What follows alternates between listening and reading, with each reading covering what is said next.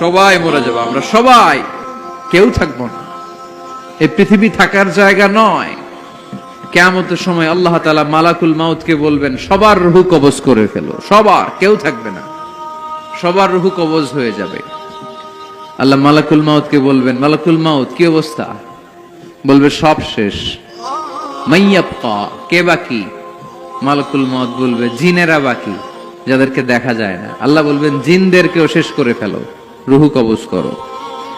মালাকুল মাউত আজরাইল জিনদের রূহ কবজ করবে।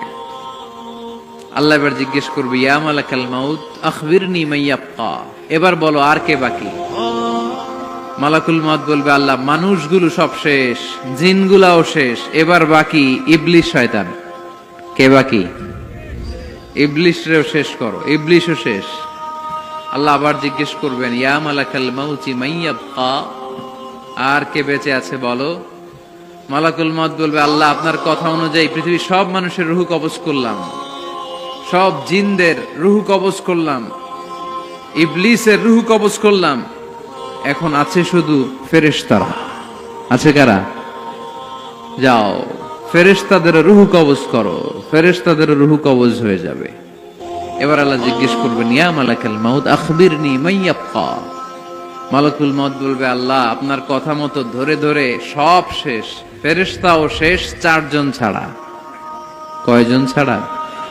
জোরে বলেন, কয়জন ছাড়া? ইসরাফিল, জিব্রাইল, মিকাইল, আজরাইল। আল্লাহ এই 4 জন আমরা বাকি। আল্লাহ বলবে, যাও ইযহাব ইনতালিক ইলা জিবরিল ওয়াকবাদ রূহা, জিব্রাইলের রূহ কবজ করো। ইযহাব ইলা ইসরাফিল ওয়াকবাদ রূহা, ইসরাফিলের রূহ কবজ করো। ইযহাব ইলা মিকাইল ওয়াকবাদ রূহা, রূহ কবজ করো। ওই 3 ফেরেশতাও শেষ।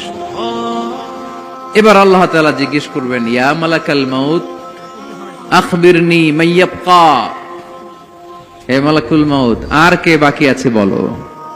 মালাকুল মাউত বলবে, আল্লাহ আপনার কথা মতো মানুষগুলো শেষ, জিনগুলো শেষ, ইবলিস শেষ, আমার বাকি 3 ভাই ইসরাফিল, মিকাইল, জিব্রাইলও শেষ, শুধু আমি, শুধু আমি। আল্লাহ বলবেন, কেউ নাই? মালাকুল মাউত বলবে, না আল্লাহ কেউ নাই। এবার আল্লাহ তাআলা বলবেন, মালাকুল মাউত তুমি তো সবাই রে মারছো, এবার তুমি মরো, এবার তুমি মরো, তুমি মরো। শোনার সাথে সাথে মালাকুল মাউতের কাঁপুনি ছুটে যাবে, খিঁচুনি এসে যাবে ভয়ে। আল্লাহ বলবেন, কাঁপুনি দিয়ে তো লাভ নাই, কারণ কুল্লু নাফসিন যায়িকাতুল। রব্বুল আলামিন বলবেন, মালাকুল মাউত কেঁদো না, এটাই দুনিয়ার বিধান, আমি আল্লাহর দেয়া বিধান, এটাই, জন্মালেই মরতে হয়। যাও, জান্নাত জাহান্নামের মাঝখানে একটা জায়গা আছে, জায়গাটার নাম হলো আরাফ।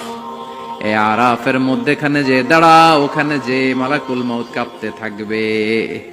মালাকুল মাউত বলবে, আল্লাহ সৃষ্টি শুরুতে যদি জানতাম, সৃষ্টি শুরুতে যদি জানতাম সবাইকে মৃত্যুদান করার পরে, রূহ কবজ করার পরে আমাকেও মরতে হবে, তাহলে এই কঠিন দায়িত্বের ব্যাপারে আপনার কাছে ক্ষমা চাইতাম। আজকে আমারও যে ভাগ্য বরণ করে নিতে হবে সৃষ্টির শুরুতে, আমি এটা কল্পনাই করতে পারি নাই। আল্লাহ বলবেন, নো টক, মুত, ইয়া মালাকাল মাউত, মর, মরে যা, মুত, মরে যাও। বলার সাথে সাথে মালাকুল মাউত এক বিকট চিৎকার হাঁকিয়ে মরে যাবে। মালাকুল মাউতের চিৎকারটা সেদিন এত ভয়ঙ্কর হবে, বিষ্ণু ইসা ইসলাম বলেন, ওই চিৎকারের আওয়াজ যদি পৃথিবীর মানুষেরা কান দিয়ে শুনতে পেত, তাহলে কিয়ামত সংগঠিত হওয়ার জন্য আলাদা করে ইসরাফিলের সিঙ্গার প্রয়োজন হতো না। ওই চিৎকারের আওয়াজে প্রতিটা মানুষ কানের পর্দা ফেটে ওই জায়গায় লাশ হয়ে পড়ে যেত। এবার ডানে বায়ে সামনে পেছনে উপরে নিচে কেউ নাই, একজন ছাড়া। জোরে বলতে হবে, তিনি কে? আল্লাহ তখন পৃথিবীকে একটা ডাক দিবেন, বলবেন, ইয়া দুনিয়া আইনা আনহারুকি, এই পৃথিবী তোর নদীগুলো কোথায়? ইয়া দুনিয়া আইনা আশজারুকি, এই পৃথিবী তোর গাছগুলো কোথায়? বটতলা। ইয়া দুনিয়া আইনাল জিবাল, তোর বড় বড় মাউন্ট এভারেস্ট পাহাড় আলাস্কা পর্বতমালা, আল্পস পর্বতমালা, এগুলো কোথায়? তুর পাহাড় আজকে কোথায়? ইয়া দুনিয়া আইনাল মুলুক, রাজা বাদশারা কোথায় যারা ক্ষমতার দাপটে পা জমিনে ফেলতে চাইতো না? আইনাল জাবাবেরা, অত্যাচারী স্বৈরা শাসকগুলো আজকে কোথায়? কোথায় আজকে? কোনো আওয়াজ নাই। আল্লাহ তখন হুঙ্কার দিয়ে বলবেন, লিমানিল মুলকুল ইয়াউম, who belongs the kingdom today. Allah চিৎকার দিয়ে বলবেন, আজকে ক্ষমতা কার? আওয়াজ করে বলেন, সেদিন ক্ষমতা কার? আল্লাহ সেদিন প্রশ্ন করে নিজেই নিজের প্রশ্নের উত্তর দিবেন, লিমানিল মুলকুল ইয়াউমা লিল্লাহিল ওয়াহিদিল কাহ্হার। সেদিন ক্ষমতা দুনিয়ার কোনো রাজার নাই, কোনো বাদশার নাই, কোনো স্বৈর শাসকের নাই, কোনো সুলতানের নাই, কারো নাই। সেদিন ক্ষমতা চলবে একজনের, তিনি কে? তার নাম হচ্ছে রহমান। তার নাম কি? আরো জোরে বলেন, কি নাম? এজন্য রহমান কারে বলে আজকে চিনতে পারছেন? তার দয়ার শেষ আছে? তার ক্ষমতার কোনো কুল কিনারা আছে? তার ধন ভান্ডারে কোনো কমতি আছে?